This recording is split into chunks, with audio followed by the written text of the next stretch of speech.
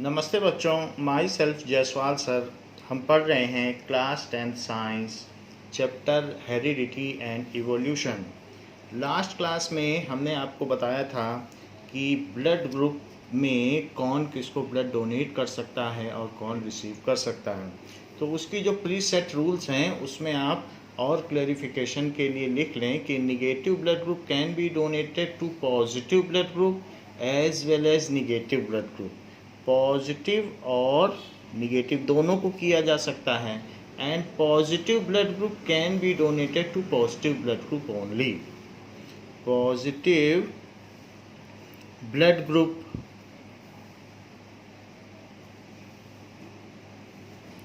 Can be donated to positive blood group only.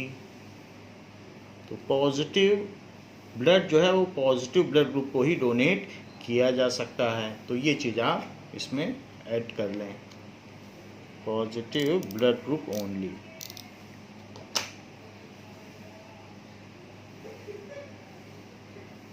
Blood group only.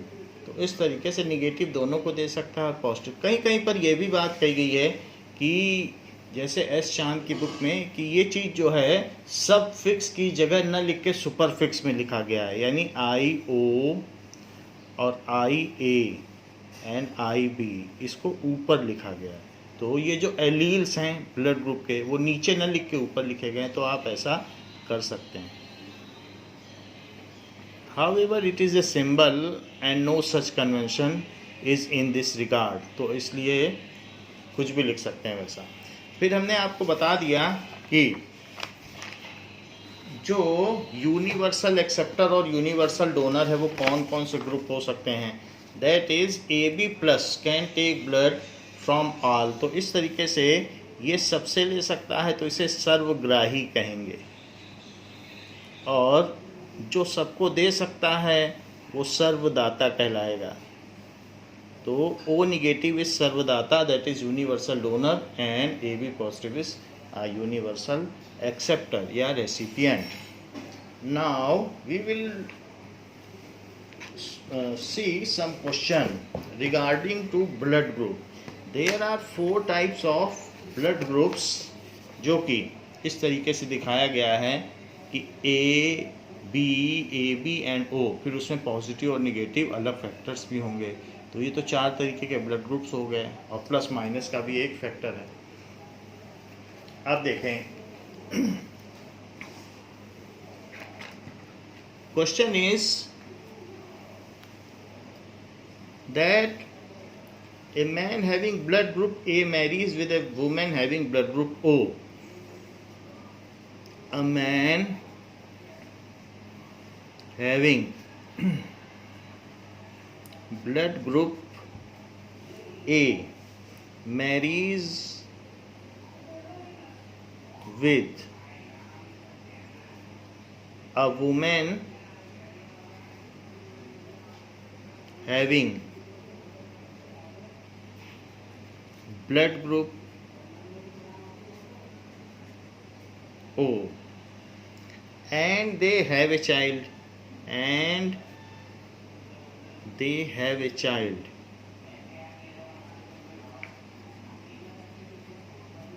what will be blood group of child?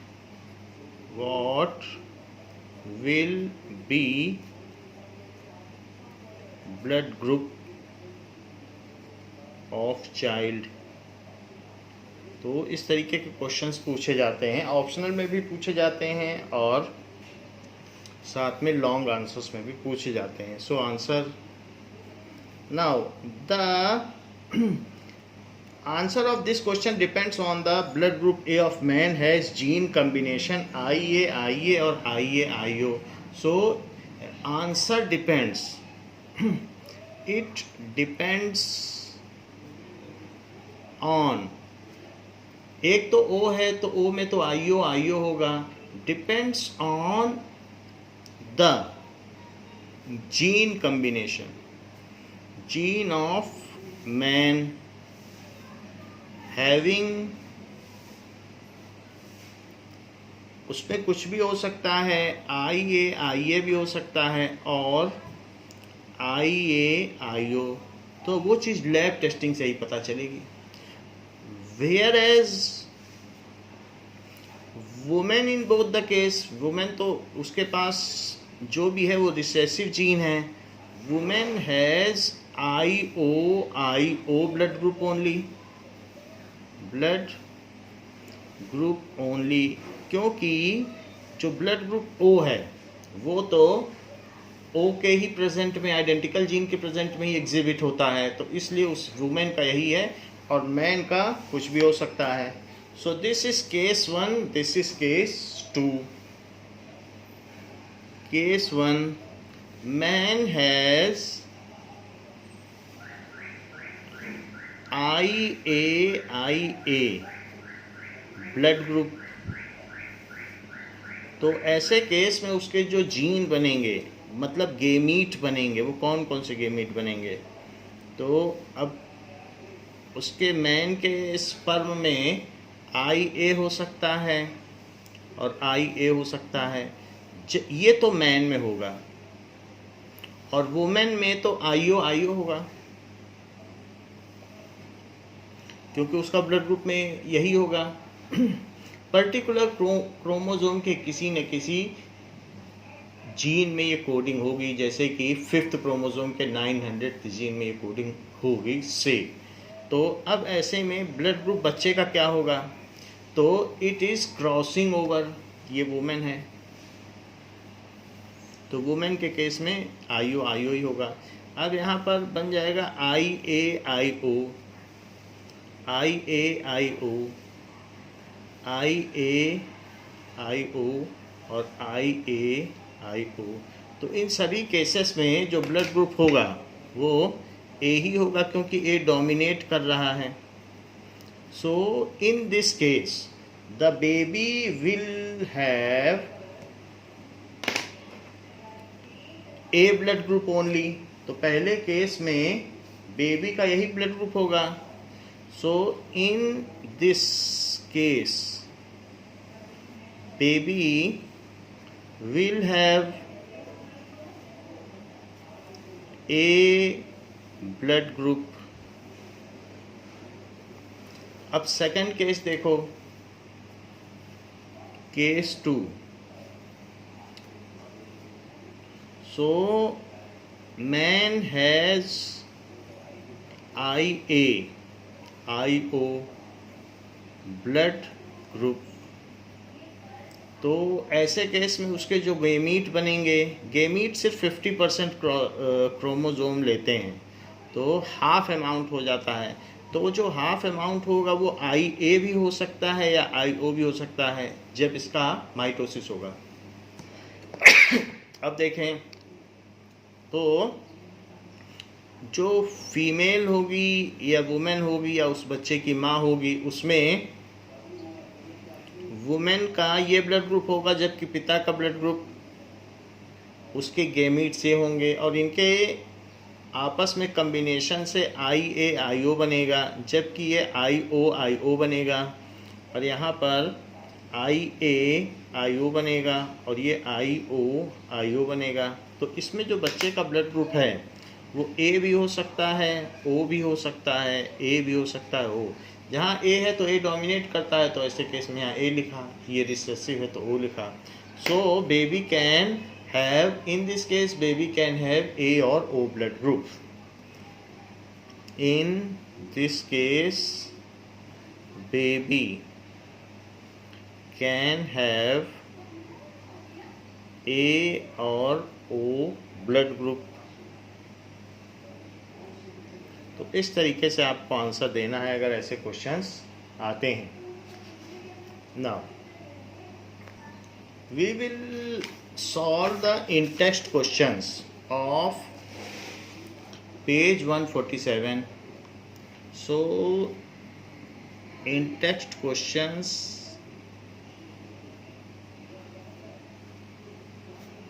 Page 147, first question is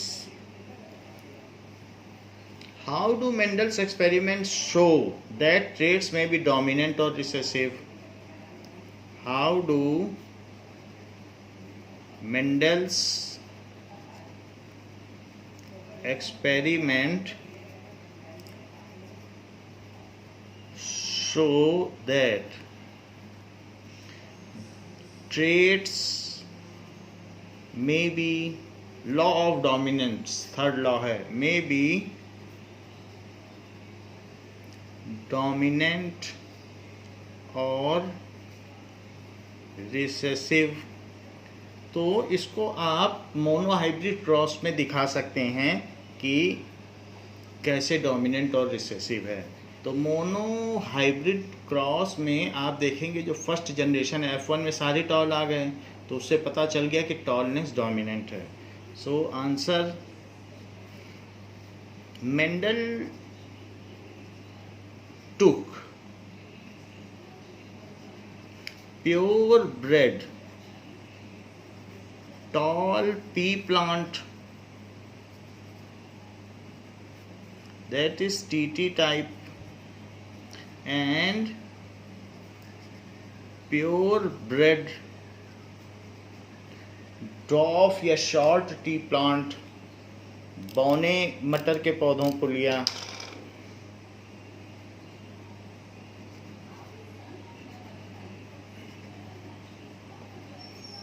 TT type and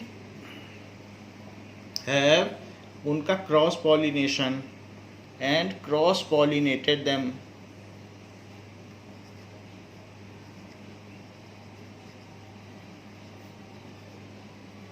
to produce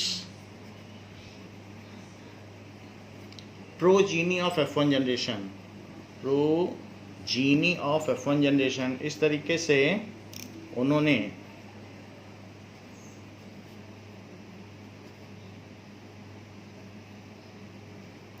तो ऐसा किया, 500 इसके पौधे लिए, 500 इसके पौधे। तो उन्होंने क्या देखा कि जब एक टाल प्लांट को लिया और एक डॉफ प्लांट को लिया और इनका क्रॉसिंग ओवर कराया, that is tall cross over डॉफ, that is TT crossing over TT, ऐसे कराया। तो क्रॉस ब्रीडिंग उन्होंने क्या पाया, क्रॉस ब्रीडिंग। तो उन्होंने देखा कि जितने भी प्लांट उनको मिले, तो वो सारे जो नेक्स्ट जनरेशन के प्लांट थे इनकी क्रॉस ब्रीडिंग से, वो सारे के सारे टॉल मिल गए। तो ये पेरेंटल क्रॉस कराने पर उनको टाल प्लांट मिल गए। सो पेरेंट जनरेशन है ये।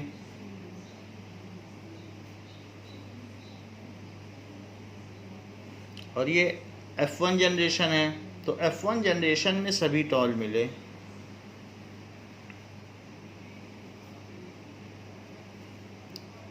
लेकिन इनका जो हीट्रोजाइगस मिले, और ये F1 जनरेशन है। तो F1 जनरेशन में ऑल टॉल प्लांट्स आए इनके पास। No,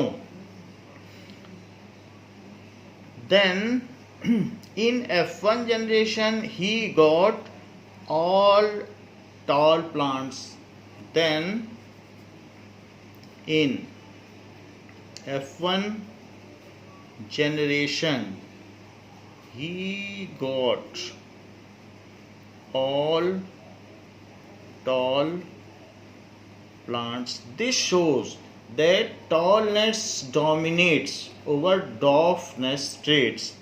This shows that tallness dominates over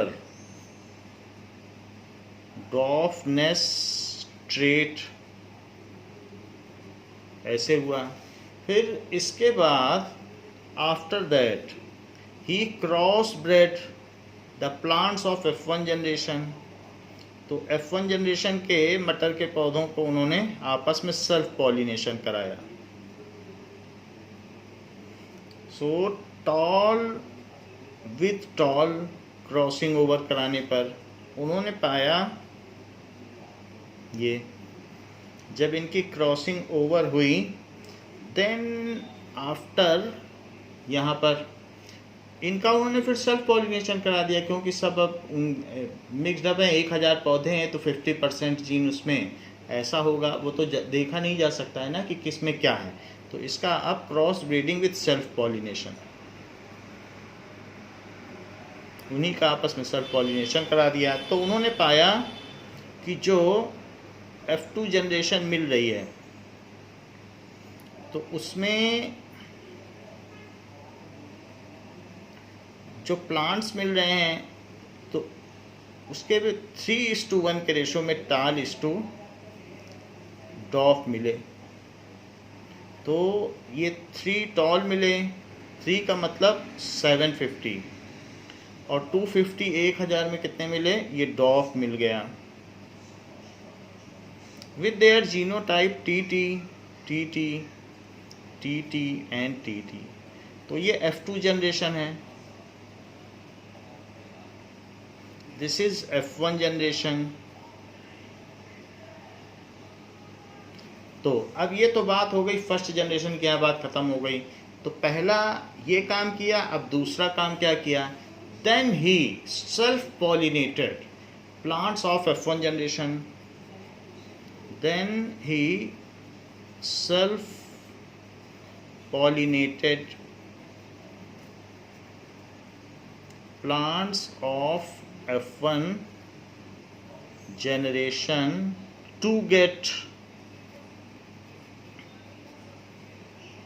plants of F2 generation. Here the ratio of tall is to dwarf plants is 3:1. Here he got tall is to dwarf plants in 3:1 ratio.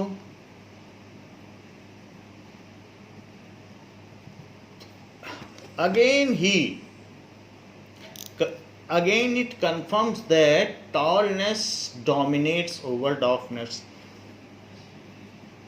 Again it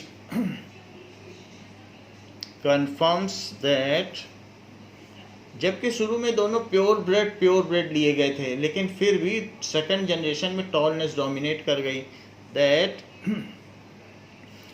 tallness dominates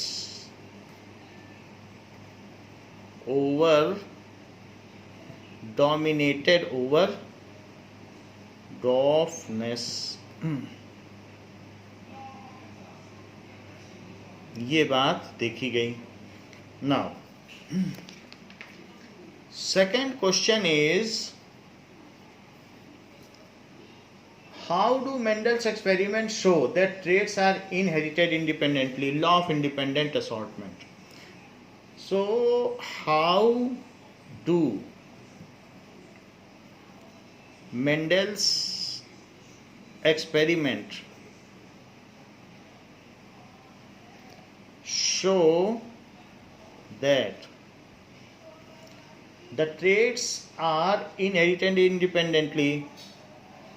Traits are inherited independently, ये बात पूछी गई है। तो इसको हम उनके second law से बता सकते हैं कि कैसे हुआ होगा। Now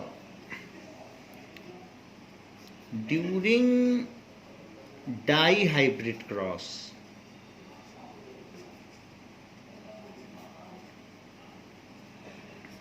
of pea plants having one purebred yellow round seed yellow round P seed, yellow round P तो ऊपर लिख ही दिया, येलो राउंड सीड लिखो, येलो राउंड सीड। एंड जो एक है उसमें प्योर येलो राउंड सीड लिया गया और दूसरे में क्या लेंगे, green wrinkled seed. So yellow round and other pure bread green wrinkled seeds, that is green है तो not yellow not round, ये लिया गया। then डाई हाइब्रिड क्रॉस कराया गया। then in F1 generation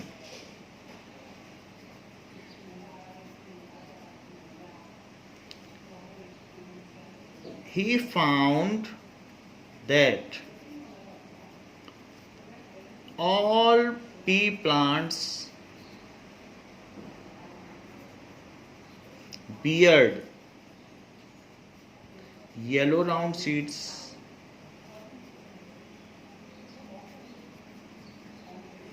when he self pollinated, पहले case में cross pollinated है, सेल्फ pollinated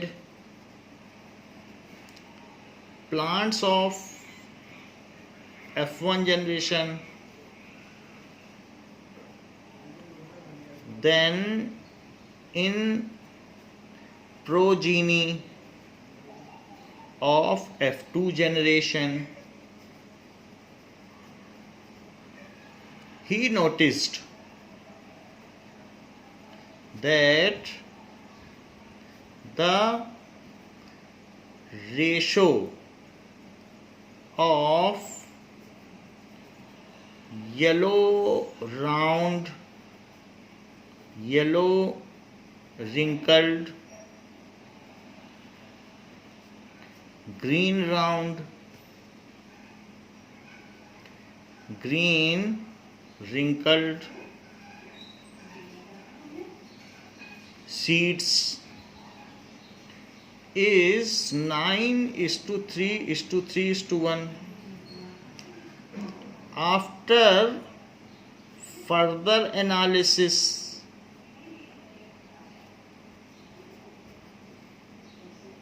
तो उन्होंने अपनी मैथमेटिकल नॉलेज को भी इसमें यूज़ किया कि कितने क्या कैलकुलेशन को कैलकुलेट करके किया जिससे कंट्रोल्ड जेनेटिक फ्लो को पता लगा सकें।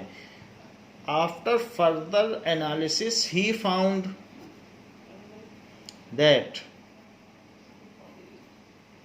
yellow versus green seeds are in 3:1 ratio and round versus wrinkled seeds are also in 3:1 ratio. So different traits are independently assorted in same ratio as was in monohybrid cross. This shows that during dihybrid cross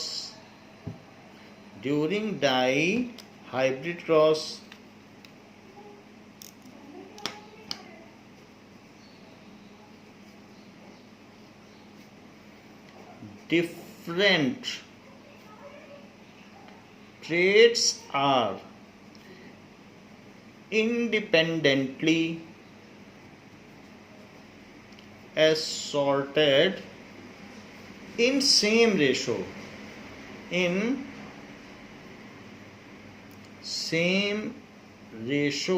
as was in monohybrid cross। वहाँ पर भी 3:1 का ratio आता था, तो 2 का भी कराने पर भी वही रेशो आ रहा है monohybrid cross. He named it as law of independent assortment. He named it as law of independent assortment. तो इस प्रकार से उन्होंने ये जो सेकंड लॉ ऑफ इनहेरिटेंस है, आनुवांशिकता का दूसरा नियम, उसको ये नाम दिया। फिर a man with blood group A marries with a women with blood group O. A man with blood group A marries with woman of blood group O, and their daughter has blood group O, and their daughter has blood group O. So, is this information enough to tell you which of the traits is dominant? Is this information enough to tell you which of the traits blood group A or blood group O is dominant? Blood group A or blood group O dominant? क्या ये इतनी जानकारी पर्याप्त है? Y और why not? Y और why not?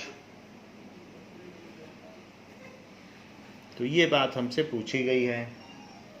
जरा देखो, हम इसमें ये लेंगे कि अगर O डोमिनेट करता है ओवर A तो भी क्या ब्लड ग्रुप O आ सकता है, और अगर A डोमिनेट करता है O तो भी क्या O आ सकता है। अगर दोनों ही केस में ब्लड ग्रुप O डॉटर का हो जाएगा तो इसका मतलब उपरोक्त जानकारी पर्याप्त नहीं है।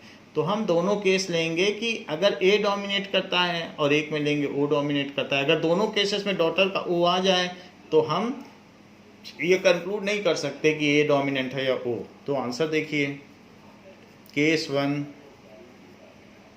Late A blood group dominates over O।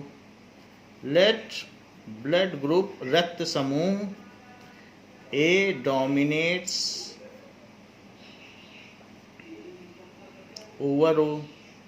तो man with blood group A, तो मैन का ब्लड ग्रुप A है। तो अब इसमें क्या होगा, मैन A डोमिनेट कर रहा है तो मैन में क्या क्या चीजें हो सकती हैं। मैन में हैव IA और IO। IA ब्लड ग्रुप कुछ भी हो सकता है। अब उसमें ये कुछ भी चीजें हो सकती हैं। तो मैन हैव IA और IO ब्लड ग्रुप। मतलब ये कह सकते हैं जीनोटाइप, उसका ब्लड ग्रुप जीनोटाइप ये होगा, ब्लड ग्रुप जीनोटाइप। तो और वाइल A डोमिनेट कर रहा है तो माँ का तो ब्लड ग्रुप O है तो IO ही होगा, क्योंकि फिर वो रिसेसिव हो गया। एंड वुमेन विल हैव, वो रखना है तो दोनों सेम होने चाहिए, IO। तो इसके दो टेबल बनेंगे, एक IA को लेकर और एक IO को लेकर। तो मैन के केस में IA हो सकता है, ये वाला केस है जैसे पीछे भी डिस्कस किया है। और माँ का ये होगा IO।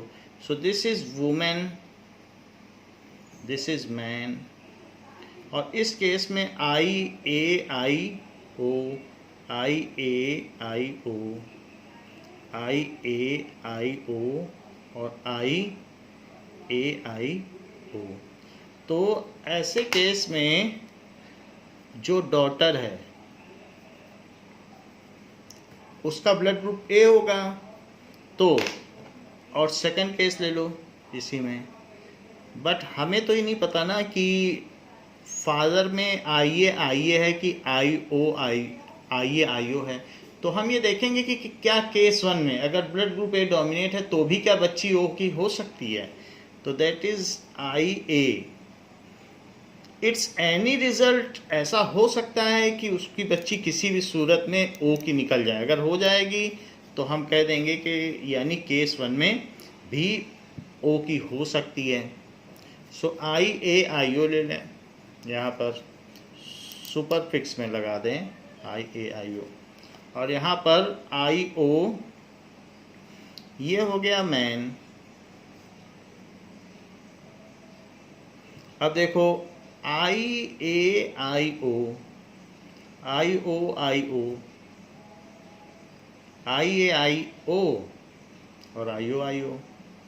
इन केसेस में जो बच्ची का ब्लड ग्रुप होगा वो ए होगा, क्योंकि ये डोमिनेट कर रहा है। ओ होगा, दोनों सेम हैं ए और ओ। तो हमने देखा इसमें भी ऐसा केस बन रहा है कि उनकी बिटिया का ब्लड ग्रुप ओ हो सकता है। So the daughter may have, in first case daughter may have O blood group. In case one daughter may have O blood group। तो फर्स्ट केस में तो जब ए डोमिनेंट था तब तो बेटी का ओ ब्लड ग्रुप हो गया। अब हम केस टू देखेंगे कि अगर ओ डोमिनेट करता है तो भी क्या बेटी का ओ ब्लड ग्रुप हो सकता है। If case two, if blood group O dominates over A, तो इस केस में मैन विल हैव, मैन का फिर ब्लड ग्रुप क्या होगा। तो मैन विल हैव, अगर वो डोमिनेट कर रहा है तो उसमें फिर तो उसका ए ब्लड ग्रुप है तो उसके पास सिर्फ I-A-I-A का ही ऑप्शन बचा। वाइल वुमेन विल हैव, तो वुमेन के केस में कुछ भी हो सकता है, ओ डोमिनेट कर रहा है ए के ऊपर, तो हम ए का ही केस लेंगे। Will have I, blood group O है, सो I-A-I-O, ओ डोमिनेट कर रहा है तो डोमिनेटिंग को पहले लिख लो तो भी ओ रहेगा। माँ का तो ओ ही रहेगा ना क्योंकि ओ डोमिनेट कर रहा है। और I-O-I-O हो सकता है क्योंकि ए की उपस्थिति में हमें मालूम ही नहीं है दूसरे ब्लड ग्रुप क्या है, तो इसलिए हम इन्हीं पर ही बात करेंगे। वैसे तो बहुत सारे केसेस हो सकते हैं लेकिन ए और ओ की चर्चा की गई है। I-A भी हो सकता है, ये भी हो सकता है, और नहीं तो अगर ओ डोमिनेट कर रहा है बी पर, बी के बारे में यहाँ बात नहीं की गई है तो ए और ओ की बात की गई, नहीं तो मैं I-O-I-B भी ले लेता। तो इसलिए ओ और ए पर ही बात हो रही तो हम यही ले रहे हैं। तो चूंकि ओ डोमिनेट कर रहा है तो माँ ये भी रख सकती है, ये भी रख सकती है। पिता को यही रखना होगा क्योंकि ए रिसेसिव है और पिता का ब्लड ग्रुप ए दिया गया है, तो पिता का ए है तो उसके दोनों आइडेंटिकल होंगे।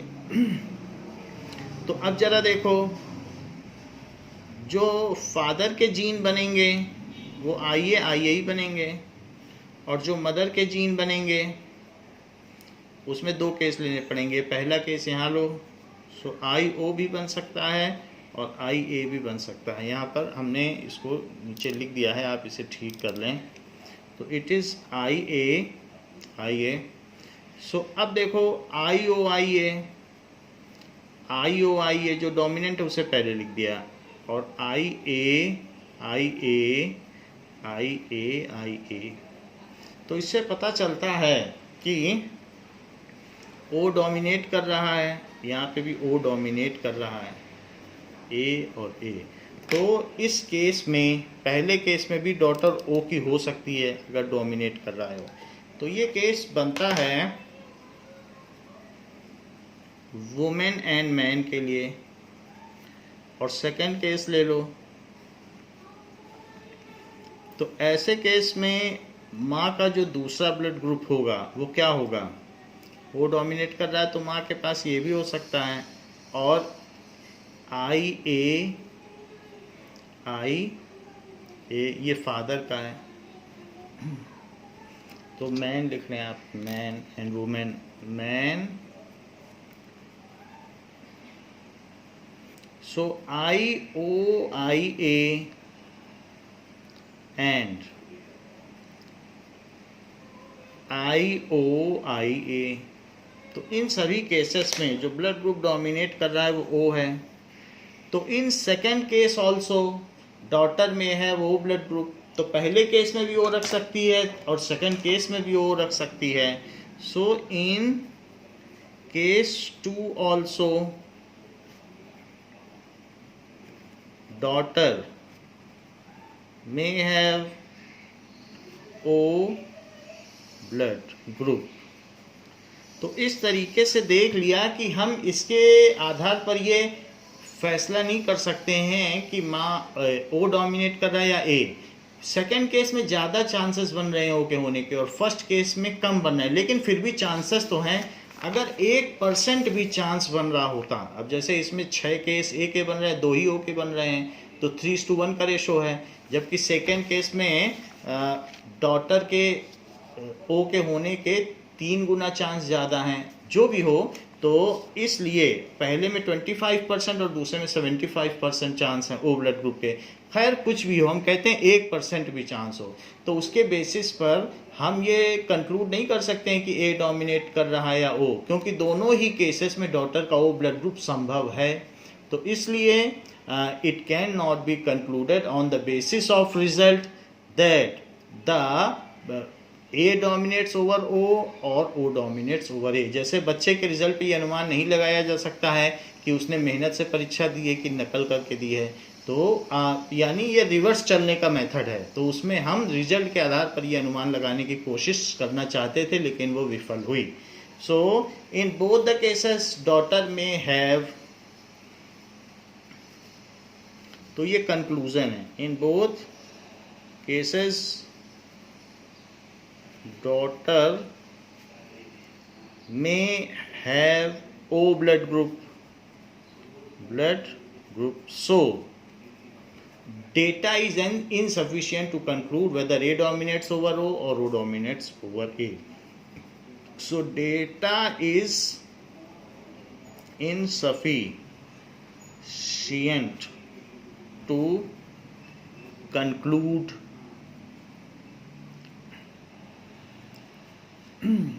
whether A blood group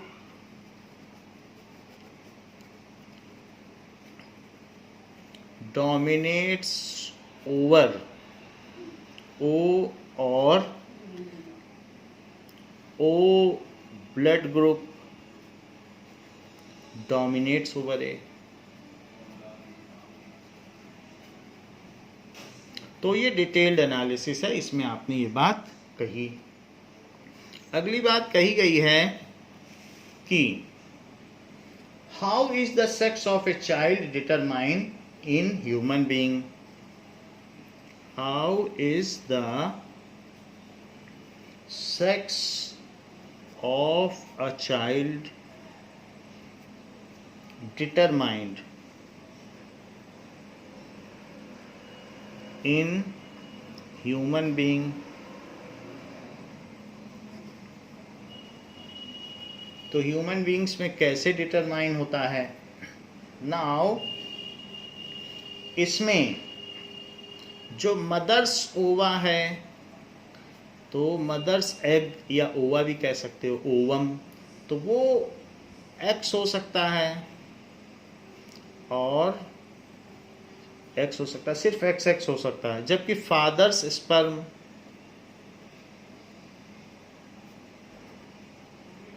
तो फादर्स स्पर्म दैट में भी वो क्या हो सकते हैं, so it may be X और it may be Y. Father में दो चांस हैं, एक्स हो सकता है वाई हो सकता है। तो अगर एक्स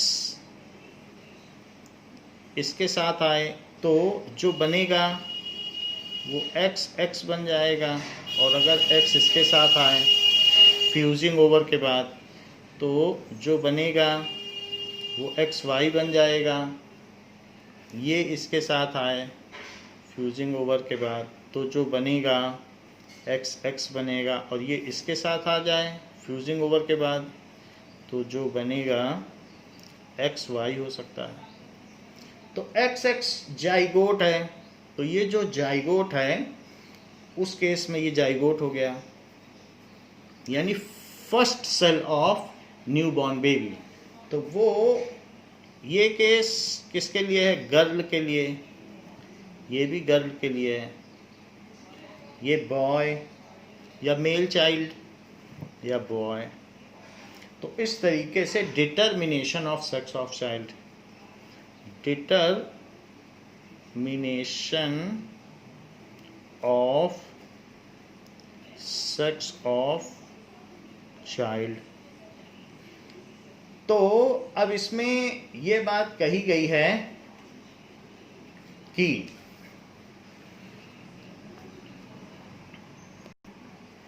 नाउ अब इसका आंसर इस तरीके से दिया जाएगा, पूछा गया how is the sex determined.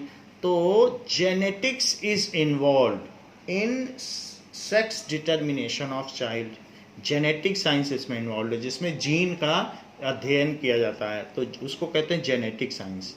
Genetics is involve in sex या gender determination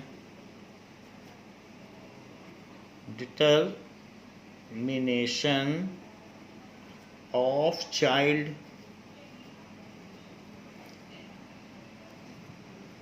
The chromosomes which determines the sex are called sex chromosome. The chromosome which determines the sex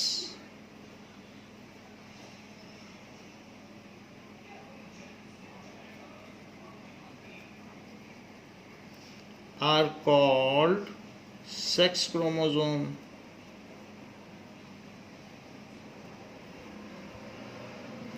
Now, there are two types of sex chromosomes. There are two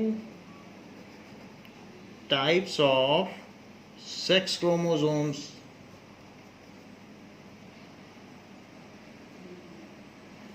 That is X chromosome and Y chromosomes. X and Y chromosome ये दो तरीके के हो सकते हैं। Now a male has X chromosome and Y chromosome. तो male में दो तरीके के क्रोमोसोम्स हो सकते हैं, तो जो मेल है उसमें दोनों तरीके के हो सकते हैं। A male has X chromosome and Y chromosome. 50% of male gamete, that is sperm, will have X chromosome, while rest of 50% will have Y chromosome.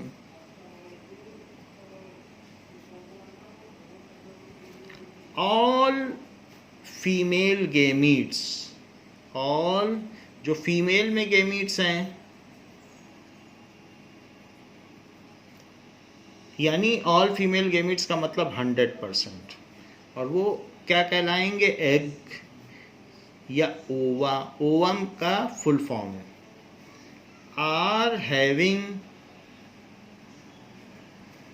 उसमें सारे के सारे एक्स क्रोमोसोम होते हैं, जोन। अब case A, if x chromosome of mail fuses with Y chromosome, then XY, Y chromosome of female लिखिए, of male तो female, then XY type zygote is formed,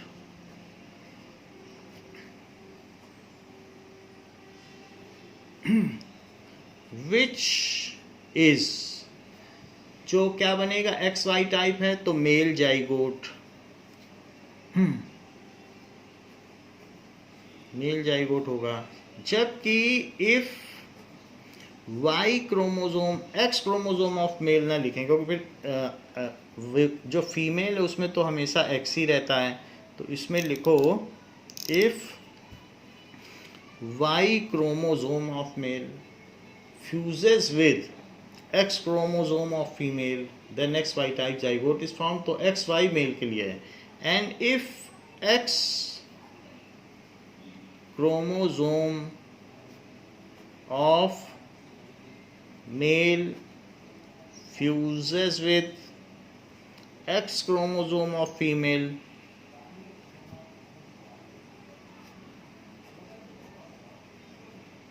then XX type zygote is formed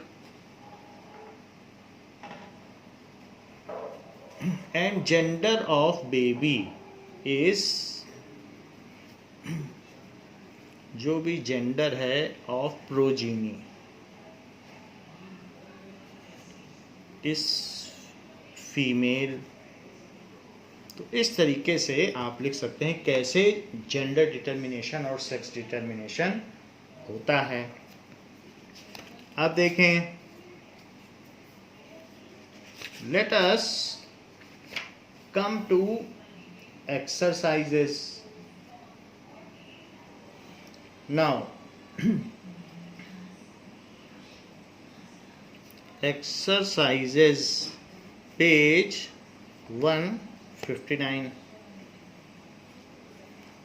first question कहता है कि a Mendelian experiment consisted of breeding T plants bearing violet colour. तो ऐसी बात कही गई है कि मेंडेलियन एक्सपेरिमेंट में consisting of breeding T plants with violet color with short pea plants bearing white flowers, the progeny of all bore violet flowers but almost half of them were short। तो tall pea plants violet colour के लिए गए और short pea plants white colour के लिए गए। तो सभी के सभी violet थे, लेकिन आधे उसमें से short थे, half of them were short और half tall थे। This suggests that the genetic makeup of tall plants depicted as, तो जो tall वाला है, अब जरा देखो हमने क्या क्या लिया इस केस में। हमने लिया यहाँ पर tall pea plants bearing violet flowers, tall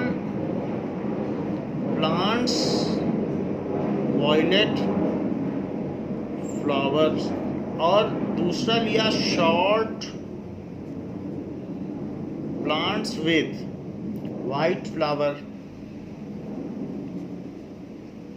और जो इनकी प्रोजीनी आई, तो इन दोनों से जो प्रोजीनी हमको मिली क्रॉसिंग ओवर से, क्रॉसिंग ओवर हुआ तो उनके क्रॉस से जो प्रोजीनी मिली उससे हमको मिला ऑल वायलेट फ्लावर्स, ऑल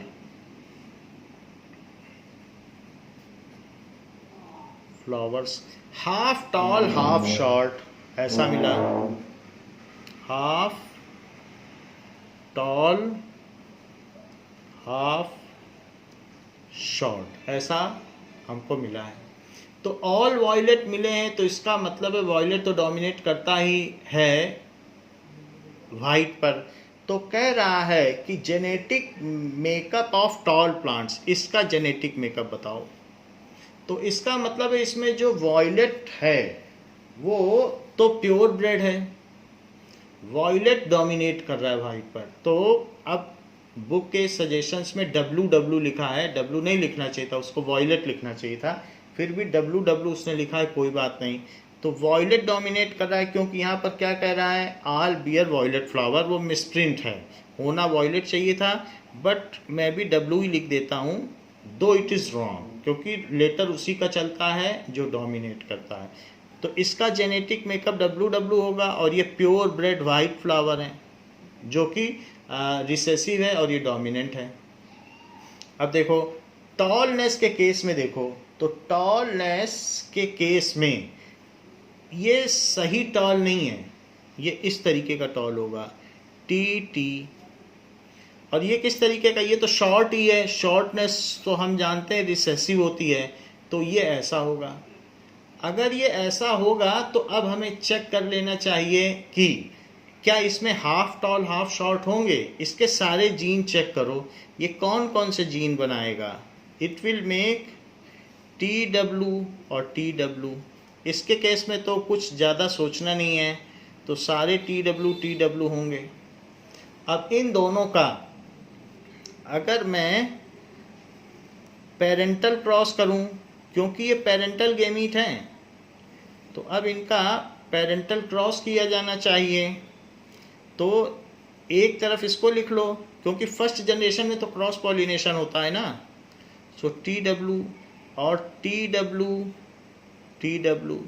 तो एक तरफ इसके फ्लावर लिखो शॉर्ट वाइट फ्लावर और टॉल वॉयलेट फ्लावर के गेमीट्स, ये किया, और ये पेरेंटल क्रॉस है, पेरेंटल क्रॉस। ये चीज़ क्या ली गई है, gametes of short white flower और gametes of tall white flowers and short tall violet flower and short white flower. अब देखो TTWW, यहाँ देखो TT कैपिटल W है यहाँ पे, तो इसलिए WW और TTWW। इससे पता चल रहा है कि यहाँ पर लंबे पौधे होंगे और वॉयलेट कलर के होंगे। टॉल प्लस वॉयलेट, तो वॉयलेट और टॉल प्लस वॉयलेट हुए, ये टॉल प्लस वॉयलेट, ये शॉर्ट प्लस वॉयलेट, और ये शॉर्ट प्लस वॉयलेट। तो आधे टॉल हो गए, आधे शॉर्ट हो गए। तो जो अगर आप रिसेसिव को प्योर ब्रेड लेते हो और इसको हिट्रोजाइगस लेते हो, तो एक ऐसा भी केस बनता है कि हाफ हाफ मिलेंगे। तो ये भी चीज़ आप देख लीजिए, नई जानकारी है। ये हिट्रोजाइगस में ले लो और ये रिसेसिव प्योर में ले लो, तो हाफ हाफ हुए कि नहीं। So this results in half tall and half short plants. This results in half tall. अगर आप प्योर ले लेते तो एक भी आपको शॉर्ट ना मिलता, इसलिए प्योर तो लेना ही नहीं था। Half tall and half short plants in F1 generation. तो इसलिए इसका कौन सा आंसर करेक्ट हो गया, it's C answer is correct, C is correct.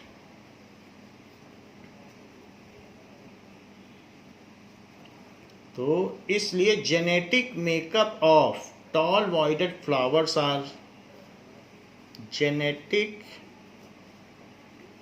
Makeup of tall plant with violet flowers is TTWW। तो ये इसका आंसर हो गया। सेकंड क्वेश्चन पूछा गया है, that is now we will come to 4 question. Fourth question भी इसी पर बेस्ड है, मेंडल्स एक्सपेरिमेंट पर। तो हम मेंडल के एक्सपेरिमेंट को और स्ट्रेंथन कर रहे हैं, उसी पे क्वेश्चन कर रहे हैं। तो फोर्थ क्वेश्चन कहता है, the study found that the children with light coloured eye. Study से पता चलता है children with light coloured eye are likely to have parents with light coloured eye. तो ये लाइट कलर्ड हैं तो उनके दोनों पेरेंट्स लाइट ही होंगे, likely to have parents of light. On this basis can you say anything whether the light colour trait is dominant और recessive, why और वाई नॉट। तो ये पाया जाता है जिनकी आंखें कंजी होती हैं तो उनके पेरेंट्स, तो उनमें या तो माता या पिता वो कंजी आंखों वाले होते हैं। तो आपको क्या इससे कुछ निष्कर्ष पर पहुंच सकते हो कि कंजी आंखें काली आंखों या भूरी आंखों पे डोमिनेट करती हैं या नहीं? So let us see. So it is given that light colored eye children are likely to have parents with light colored eye. Light colored eye जो चाइल्ड होगा इज लाइकली टू हैव, उसके parents में किसी न किसी की आंख ऐसी होगी, is likely to have parents with light coloured I.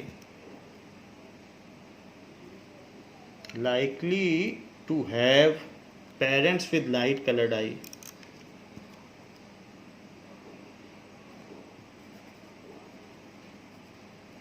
Parents की जगह आप लिख सकते हैं आइदर ऑफ पेरेंट्स, दोनों नहीं होंगे,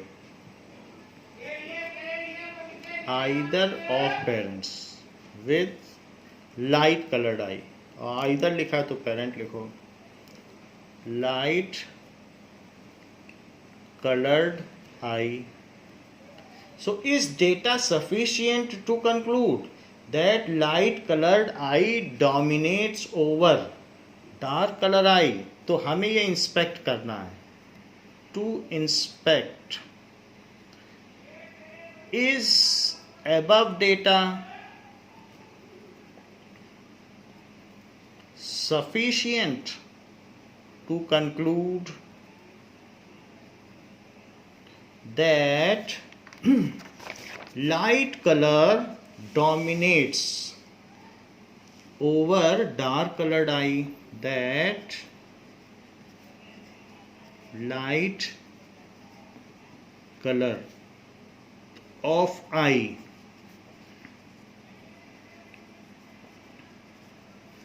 dominates over dark colored eye। ऐसे हमें पूछा गया है कि अपने स्टडी से बताओ कि क्या ये सफिशिएंट है और रिसेसिव, और इट इज़ रिसेसिव। जरूरी नहीं है कि हमें डोमिनेट ही बताना है, रिसेसिव हमें कंक्लूड करना है कि जो चीज़ें हैं वो क्या है। अब इसका सलूशन देखो। नाउ अब एक चीज़ इसमें थोड़ा अमेंड करें कि ये आइदर ऑफ पेरेंट्स की जगह लिखें बोथ पेरेंट्स। तो इस क्वेश्चन का मीनिंग है not either of parents, both parents, both parents. तो अब हम दोनों केसेस लेते हैं। अगर दोनों केसेस में ही आ गया कि जो बच्चे का आई का कलर है वो लाइट कलर्ड हो सकता है, तो हम ये कहेंगे कि हम कंक्लूड नहीं कर सकते। तो let alleles of eye colour, let जो alleles of eye colour is light coloured है तो आई एल लिख दो, एंड डार्क कलर्ड है तो आई डी लिख दो। इस तरीके से दो चीज़ लिए गए, I D. So where IL indicates light color and ID indicates dark color. Where indicates light colored iris and ID indicates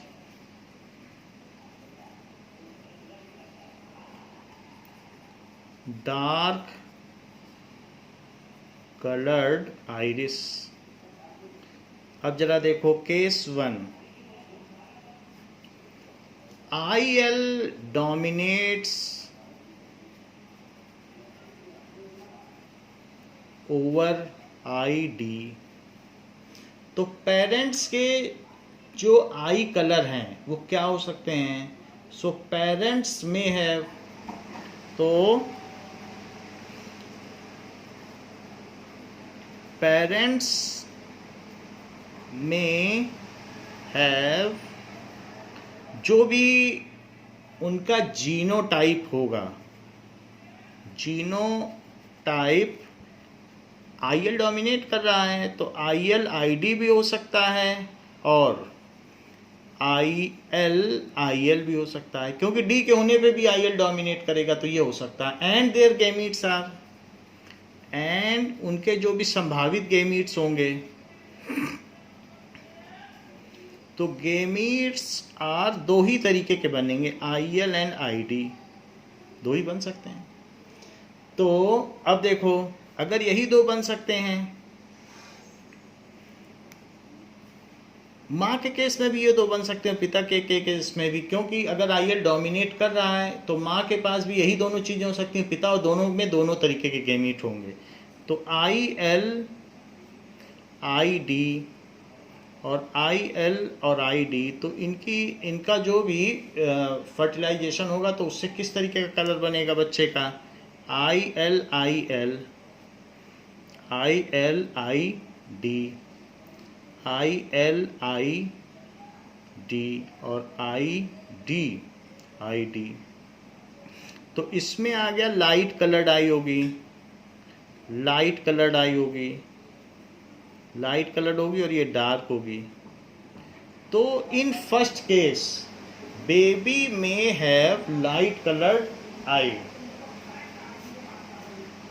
in first case baby में हैव लाइट कलर्ड आई, यानी पहले केस में भी लाइट कलर्ड आई रख सकता है, light coloured आई। Case 2 देखें,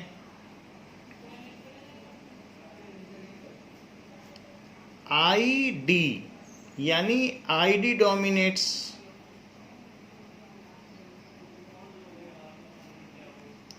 over IL, तो भी दोनों पेरेंट्स का कलर क्या है? So in this case both parents will have genetic makeup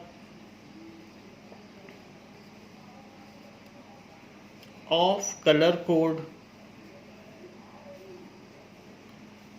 of I as IL। तब तो IL ही होना है, अब IL ही ID डोमिनेट्स हो रहा है, तो दोनों माँ बाप दोनों ही कंजे हैं, तो उनके पास तो उनको IL ही रखना पड़ेगा, ID तो हो ही नहीं सकता है। एंड देयर गैमीट्स, उनके जो गैमीट्स होंगे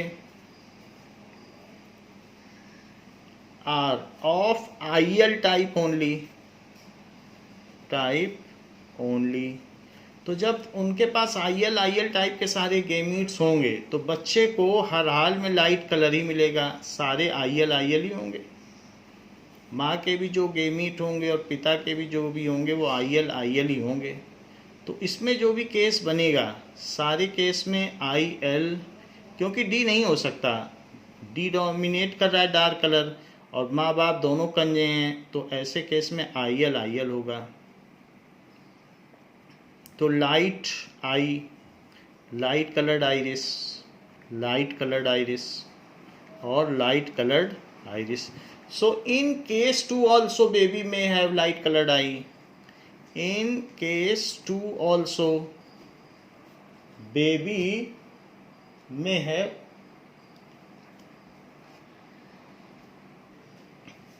in case 2 also baby may have light colored eye. Light colored eye. So as in both the cases baby may have light colored eye, so it cannot be determined whether light color dominates over dark colored. In both cases baby may have light colored eye. So it cannot be concluded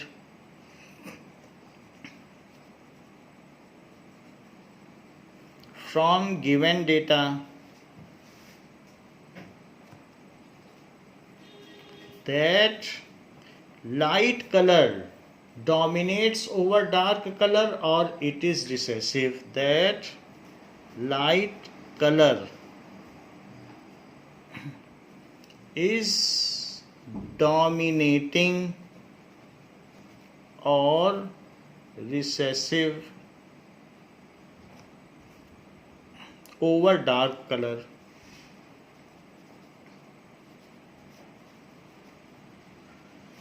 Hence, data is insufficient to conclude. Data is insufficient to conclude. तो ये जो दी गई सूचनाएं हैं वो अपर्याप्त हैं इस निष्कर्ष पर पहुंचने के लिए कि कौन सा कलर किस पर डोमिनेटिंग है. Now question number 7. Outline a project which aims to find the dominant coat colors in dog. Outline a project which aims to find the dominant coat color in dogs. To find the dominant color coat in dogs. Now हमें ये पता करना है कि उनका black colour या जो भी व्हीटिश कलर है या अदर कोई कलर है उस पर कौन सा कलर डोमिनेट कर रहा है. तो in order to find the dominant coat color we should select pure bred male and female dog having black color and pure bred brown color. तो black और brown दो तरीके के डॉग ले लीजिए. So we will take pure bred black colored male dog and brown colored brown color की female बिच ले लें. फीमेल बिच, वैसे तो बिच फीमेल ही है, ऐसा कर लें. और ब्राउन कलर्ड प्योर ब्रेड लिखें यहाँ पर भी, प्योर ब्रेड ऐसा ले लें. आफ्टर दैट इतना लेने के बाद cross the pure bread mail dog with pure bread brown female dog, उनकी क्रॉसिंग कराई जाए. तो अब इसकी आउटलाइन करनी है तो यहाँ लिखें जेंडर डॉग बिच और इसका फिनोटाइप. तो फिनोटाइप है हम ले रहे हैं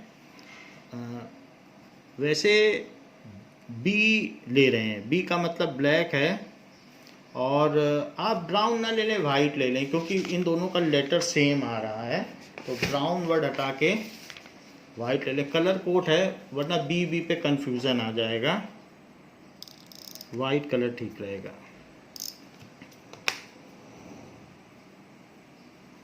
वाइट कलर्ड फीमेल विच, तो उसमें स्मॉल बी ऐसे ये चीज़ ले ली। फिर इसके बाद इसका बाद में होगा ब्लैक एंड वाइट लिखें, ये जीनो टाइप हो जाएगा, तो ब्लैक एंड वाइट।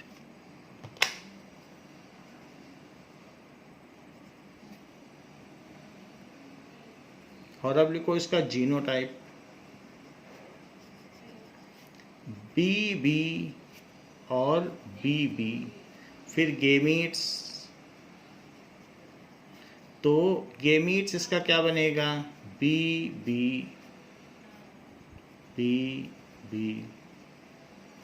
फिर क्रॉस ओवर, और इन सभी में ये जो भी चीज़ें लिखी हैं ये पेरेंट्स की हैं, तो यहाँ लिख लें कि पेरेंट्स का हो गया।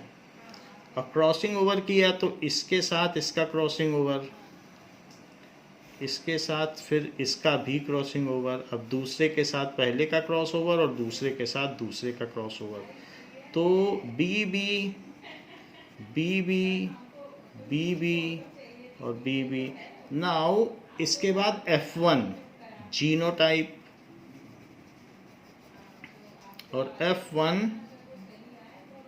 फिनोटाइप, तो black,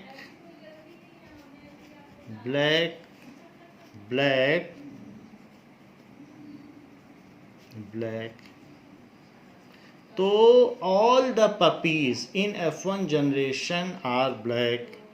All puppies in F1 generation are found black. This indicates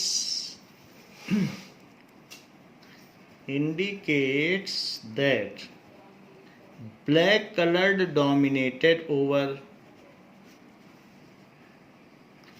color code dominates over white color code, तो ये वाइट कलर कोड पे डोमिनेट कर रहा है, वाइट कोट कलर। उल्टा भी कर सकते हो, अगर आपको वाइट को करना है, लोगों को पता है कि ब्लैक डोमिनेट करता है इसीलिए वाइट ब्लैक लिखा गया है। आप चाहें तो, क्योंकि अननोन है हमको, हमें प्रोजेक्ट बनाना है, तो प्रोजेक्ट में कुछ भी किया जा सकता है। Now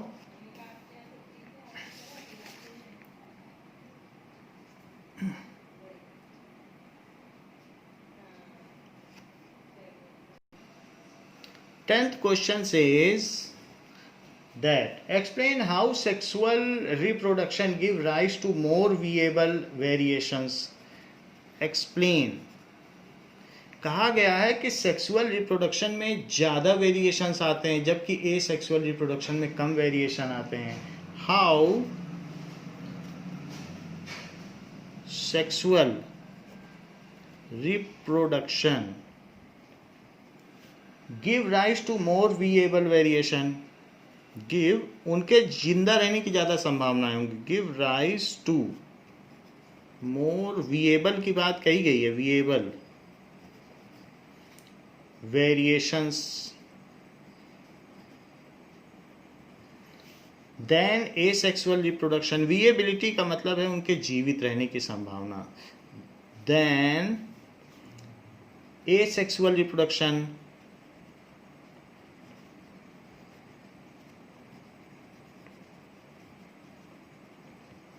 how does this affect, ये सारी चीजें, the evolution of those organism that produce sexually. How does this affect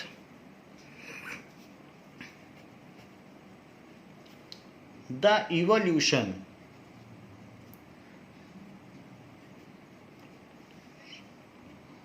of those organism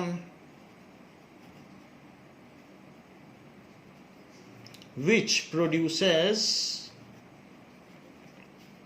sexually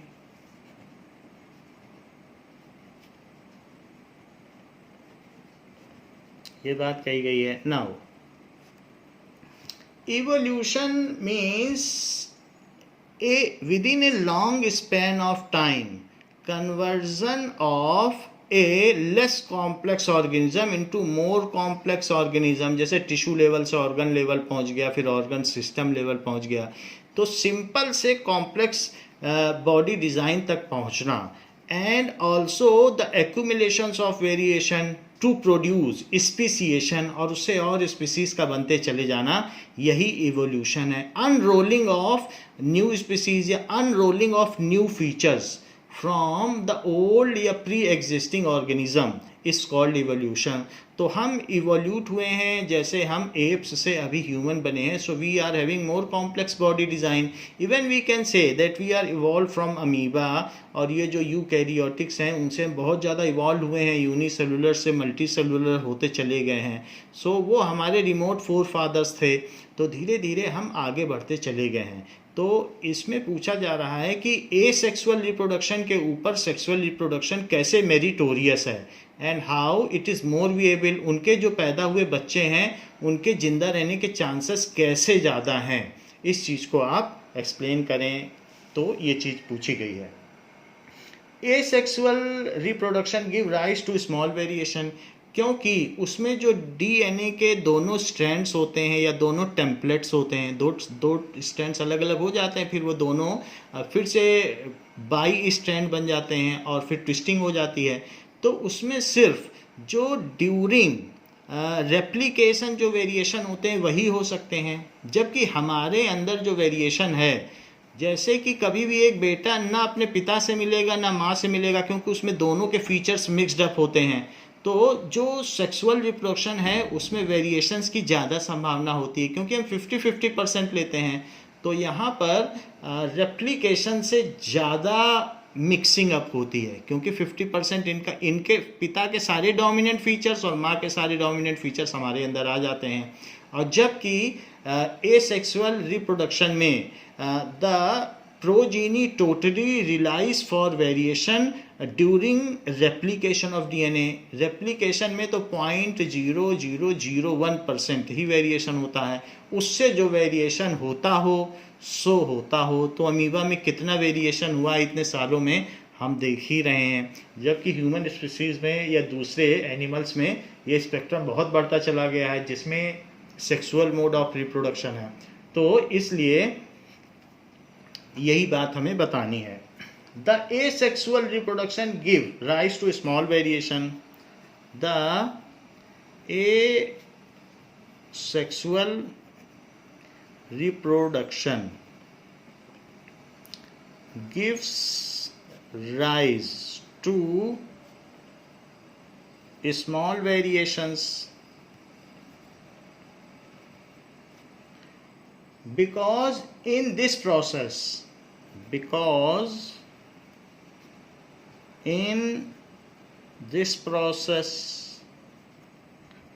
DNA of one parent is copied. DNA of one parent is copied. DNA की कॉपिंग होती है, and during copying of DNA there is very little chance of variation. And during, देखो कॉपिंग का मतलब आप समझ लें, during कॉपिंग का मतलब होता है रेप्लिकेशन, प्रतिलिपिकरण, replication. During copying of DNA there is very little chance of variation, little chance of variation, ऐसा होता है. And we know the variation increases the chances of survival. variation within a species, within the population of a species, increases the chances of survival. And we know that variations within population of a species, within population of a species increases its chance of survival. वो उसके जिंदा रहने के chance को बढ़ा देती है. सो asexually reproduced जो भी organisms are less viable due to less amount of variation. So asexually reproducing species are less viable, जिंदा रहने की कम संभावना, उसको viability कहते हैं. Viable as they have less amount of variation, as they have less amount of variation. तो इसलिए वो लेस विएबल. जैसे आपने 100 बीज ज़मीन में डाले और 50 बीज ही उसमें ऐसे थे जो जर्मिनेट हुए, फूटे, तो आप कहेंगे इसकी विएबिलिटी कम है, 50% है. 50% बीज तो फूटे ही नहीं. तो सीड से प्लांट का बनना या प्लांटलेट का बनना, ये उसकी विएबिलिटी है कि कितने बीज उपजाऊ हैं जो फूट गए और बाकी तो बेकार निकले. तो विएबिलिटी का मतलब है जो आगे भी रिप्रोड्यूस कर सकें, तो उसको विएबल कहते हैं. अब जरा देखें, in case of sexual reproduction, male and female have different genetic constructs in form of alleles. उनके अपने अपने जेनेटिक कंस्ट्रक्ट्स होते हैं. हो सकता है एक निग्रो ने अमेरिकन से शादी कर ली, तो ऐसे केस में जो बच्चा पैदा होगा वो निग्रो के भी सारे डोमिनेंट फीचर्स लेगा और ऐसे ही वो क्या लेगा, अमेरिकन के भी सारे. तो ऐसा जब इंटरनेशनल या इंटरकास्ट मैरिज होती तो जो बच्चा पैदा होगा वो सारे के सारे इनाम जीतेगा, पद्म विभूषण जीतेगा या ऐसे ऐसे बड़े बड़े रत्न जीतेगा. तो वो क्यों जीतता है? क्योंकि वो कई जनरेशन आगे निकल जाता है. और अगर विधि, इसीलिए तो किसी एक कास्ट के अंदर जो मैरिज है उसमें बच्चे उतने अच्छे विएबल नहीं होते हैं, उतने इंटेलिजेंट नहीं होते हैं जो कि इंटरनेशनल और इंटरकास्ट, क्योंकि उनको डिफरेंट स्पेक्ट्रम मिल जाता है. तो वहाँ पर उनमें ज़्यादा चांस होता है क्योंकि अब ज़्यादा डोमिनेटिंग फीचर्स ले सकेंगे. और अगर उसी में ही अपने ही कास्ट में करते रहे तो हो सकता है कई फीचर्स रिसेसिव वाले उनको मिलते रहें. तो नया स्पेक्ट्रम जितना मिलेगा उतना ही चांस होगा बच्चे में कि उतना ज़्यादा तेज हो. तो इसलिए in case of sexual mode of reproduction, in case of sexual mode of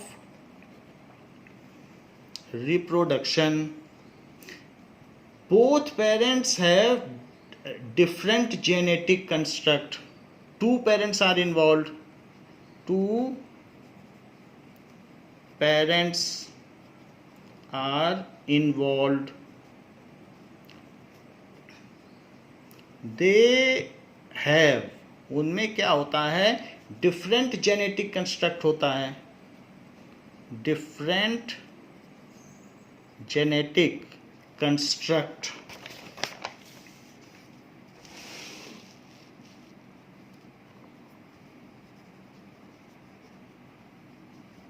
and both contribute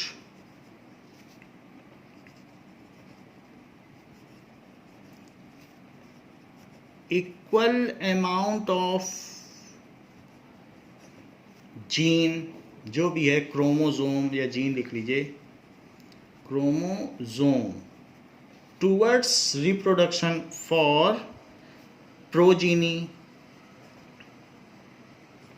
so there are more chances of variation, क्योंकि दोनों कर रहे हैं तो progeny inherit the dominant features of both, so there is a lot of variation involve in it.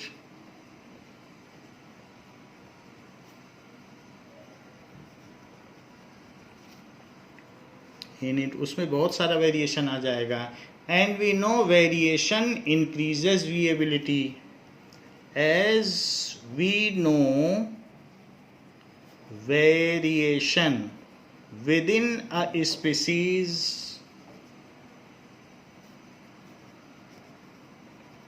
Increases its viability, जिंदा रहने के chance को बढ़ाती है. सो जो sexual mode of reproduction is superior to asexual mode of reproduction. So sexual mode of reproduction is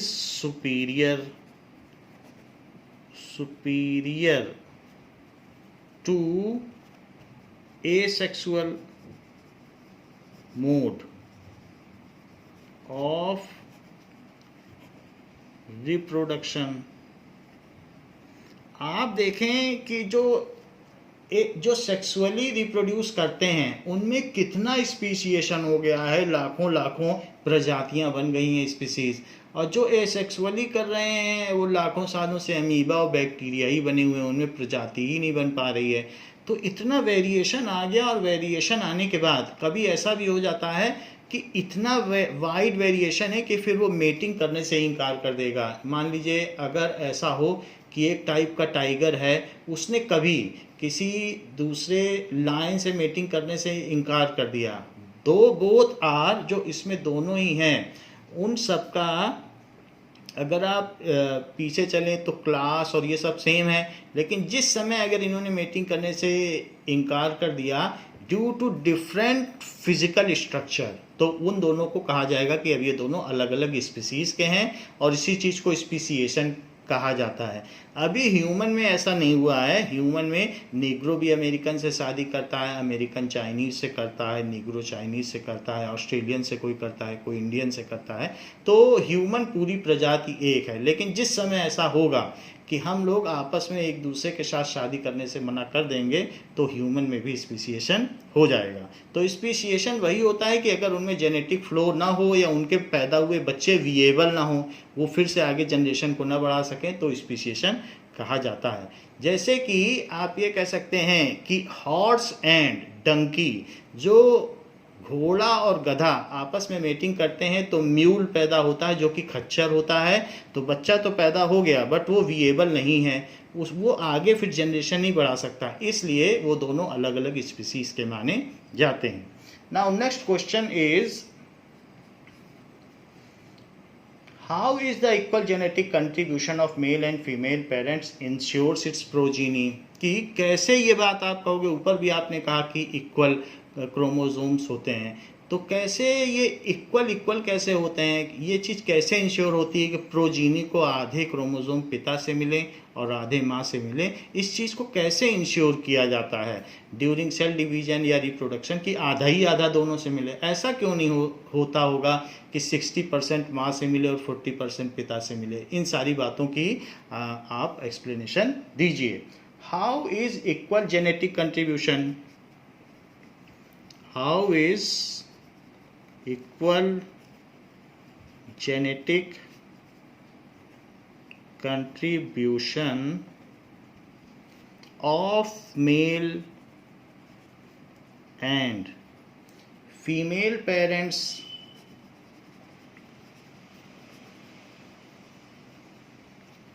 ensured in progeny, ensured in progeny उनके baby को कहा गया है. The equal genetic contribution of male and female parents, equal genetic contribution of male and female parents is ensured in progeny as male sperm contains, जो भी है, जो mail sperm contains half amount of chromosome, half amount, that is an chromosome.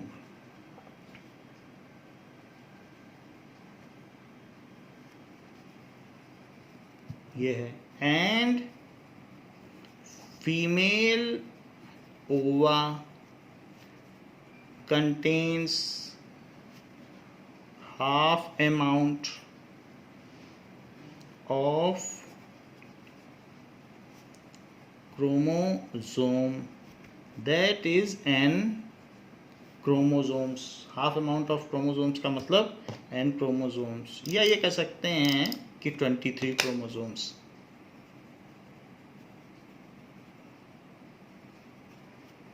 तो दोनों में n रहते हैं.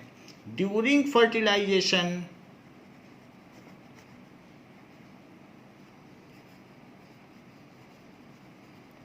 Mail nucleus, nucleus के अंदर ही क्रोमोसोम होता है, nucleus fuses with female nucleus. So male nucleus of sperm fuses with female nucleus of ova. ऐसा होता है during.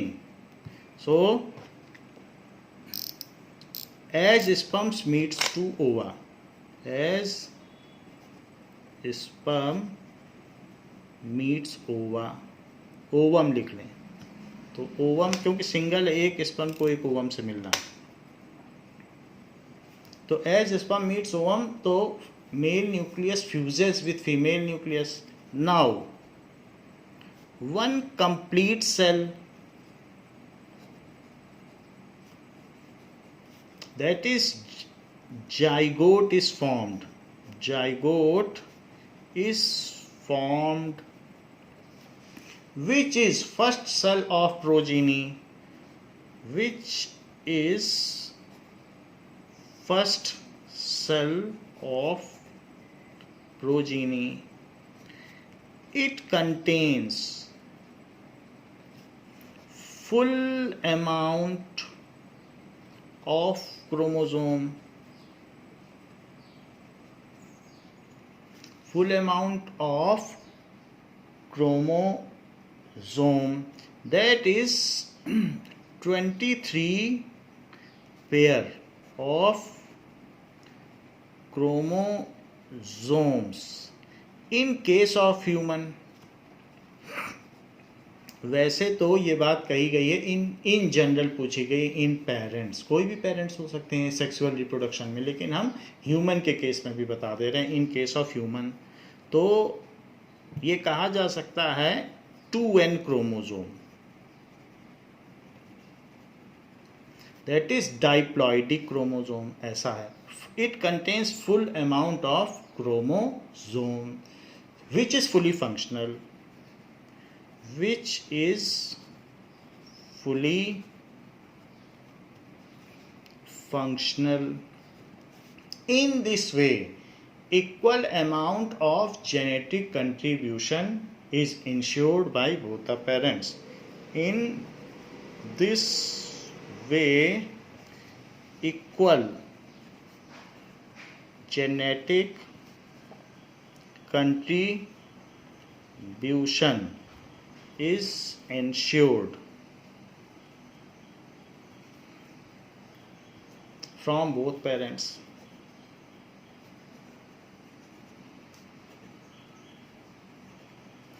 We should note here that gamete contains only 50%, half amount of chromosomes.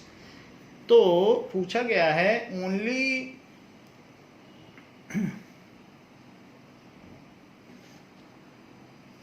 variations that confer advantage 2 individual organism will survive in a population.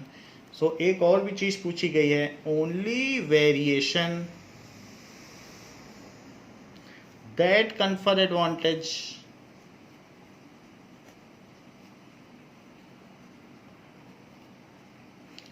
जो जीने में सहायता करें, ऐसे ही variations carried forward होते हैं, और जो जीने में मदद ना करें वो कैरीड फॉरवर्ड नहीं होते हैं. टू एन इंडिविजुअल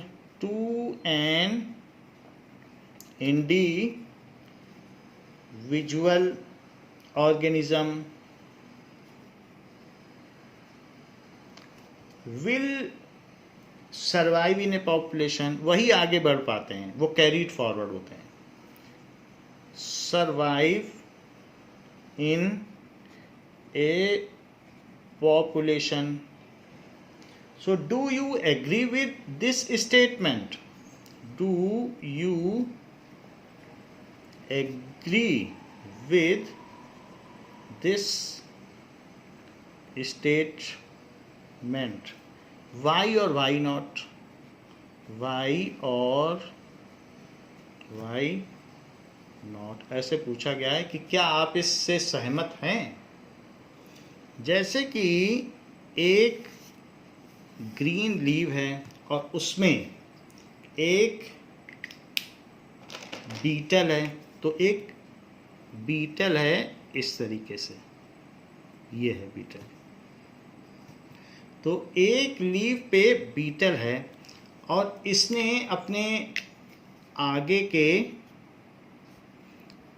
रिप्रोड्यूस किए, सेक्सुअली रिप्रोड्यूस किए. तो 3 अलग अलग केस हो सकते हैं कि ऐसा हो सकता है कि ये जैसा है वैसा ही प्रोड्यूस कर दे. तो मान लीजिए जैसा है वैसा ही प्रोड्यूस कर दे, ऐसा भी हो सकता है. तो ऐसे केस में जो बर्ड्स हैं वो इस बीटल को देख लेंगे और इसको खा जाएंगे, क्योंकि ये इट इज़ ईजिली डिटेक्टेबल.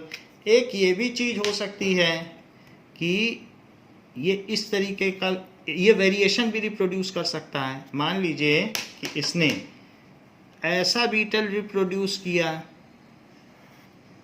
कि जो ग्रीन बीटल था, अब ग्रीन लीव्स में ग्रीन बीटल नहीं दिखेगा क्योंकि पूरी ग्रीन है और उसी कलर का बीटल एक्सीडेंटली हुआ है, वेरिएशन की वजह से हुआ है. तो ऐसे केस में क्या होगा. और एक और भी केस हो सकता है कि ये ऐसा बीटल प्रोड्यूस कर दे जो कि दूसरे कलर का हो, रेड कलर का हो, तो वो भी वेरिएशन की वजह से हुआ है. सो ये इसने रेड बीटल प्रोड्यूस कर दिया. तो अब हमारे पास अलग अलग तरीके के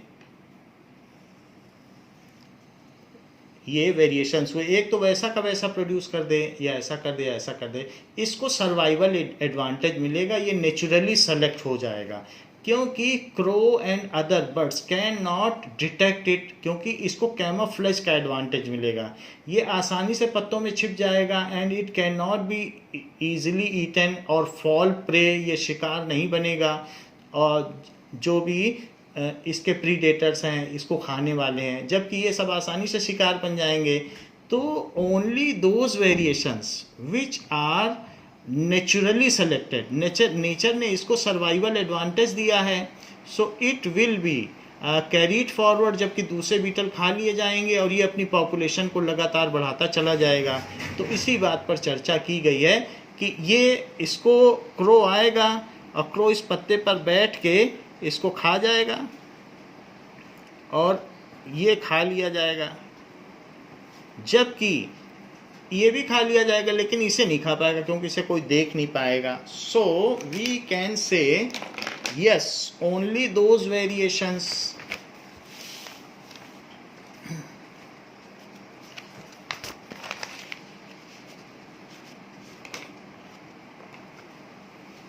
so yes, only those variations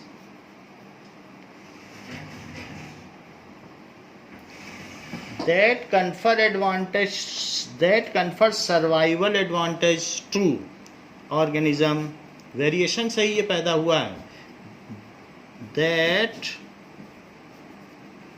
confer survival advantage to individual and naturally selected, उस नेचर ने इसे सेलेक्ट कर लिया, and naturally selected, जैसे कि कैमोफ्लेज एडवांटेज दे दिया जाए,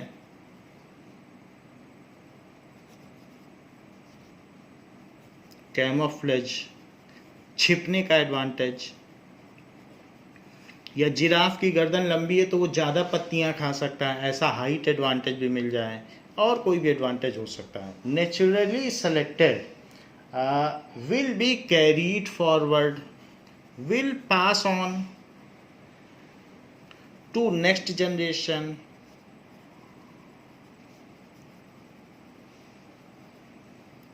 as they will proliferate, multiply more rapidly, क्योंकि उनका जेनेटिक ड्रिफ्ट होगा, उनकी जीन जल्दी जल्दी बढ़ेगी, अचानक वृद्धि होगी। as they will produce at higher rate, reproduce as at higher rate, तो अचानक उनमें वृद्धि हो गई, at हायर रेट। तो जिनमें पॉपुलेशन में अगर एक सेगमेंट ज़्यादा तेज़ी से बढ़ने लगे तो कहेंगे, एक नस्ल का सेगमेंट ज़्यादा तेज़ी से बढ़ने लगे तो उसको कहेंगे जेनेटिक ड्रिफ्ट। ये है। ह्यूमन इंटरवेंशन भी हो सकता है, जैसे हिटलर ने कहा कि नीली आंखों वाले जर्मनी जिंदा रहेंगे और दूसरे नहीं रहेंगे, तो ह्यूमन ने भी बाकी उन्होंने यहूदियों को, ज्यूस को मरवा दिया, तो उन सब उससे भी नीली आंखों वाले जर्मन को जेनेटिक ड्रिफ्ट मिली, या हो सकता है उनके कलर की वजह से जेनेटिक ड्रिफ्ट मिल जाए, या किसी नेचुरल कैटास्ट्रोफ या कैलामिटी की वजह से भी दूसरे मारे जाएं और इसको जेनेटिक ड्रिफ्ट मिल जाए। जेनेटिक ड्रिफ्ट के कई रीजंस हो सकते हैं, खैर जो भी हो, लेकिन नेचर ने इसको सर्वाइवल का एडवांटेज दिया है, and it will not fall prey, ये जल्दी से कौवों का शिकार नहीं बनेगा और ये अपनी जनसंख्या बढ़ाता चलेगा जबकि बाकी मारे जाएंगे। तो इस तरीके से इस तरीके के बीटल को एक सर्वाइवल एडवांटेज मिलेगा। तो ये बात कही गई है। It will B clear from following example,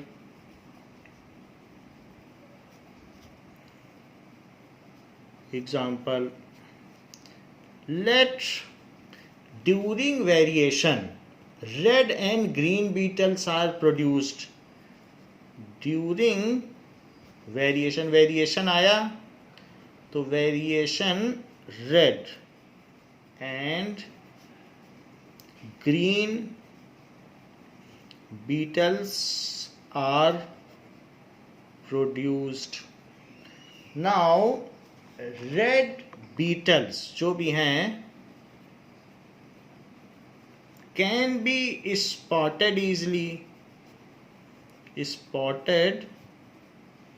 easily by crows, तो उनको आसानी से स्पॉट किए जा सकेंगे और वो उसको खा जाएगा। बाय बर्ड्स भी लिख सकते हो, और भी बर्ड्स हो सकती हैं। एंड ईटन अप, खा लिए जाएंगे, ईटन अप। वाइल जो ग्रीन बीटल हैं वो क्या करेंगे, mix up with green bushes, green beetle easily mix up with green bushes. Due to their color they will get survival advantage. Due to their color they will get survival advantage. And naturally selected, प्रकृति उनको select कर लेगी इसकी, ठीक है तुम हम में रहने लायक हो। नेचुरली selected या adopted.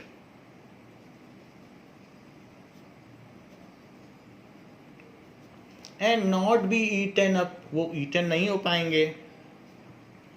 And not be spotted easily.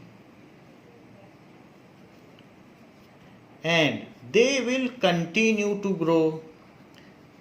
They will continue to reproduce and pass their green color to forthcoming generation, and pass their green color coat to forthcoming generation.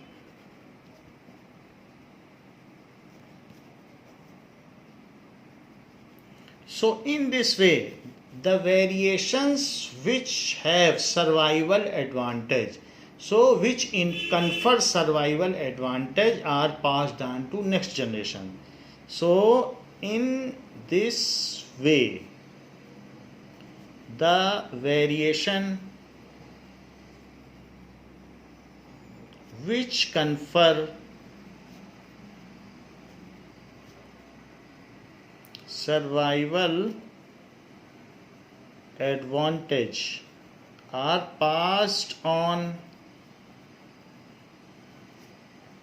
to next generation.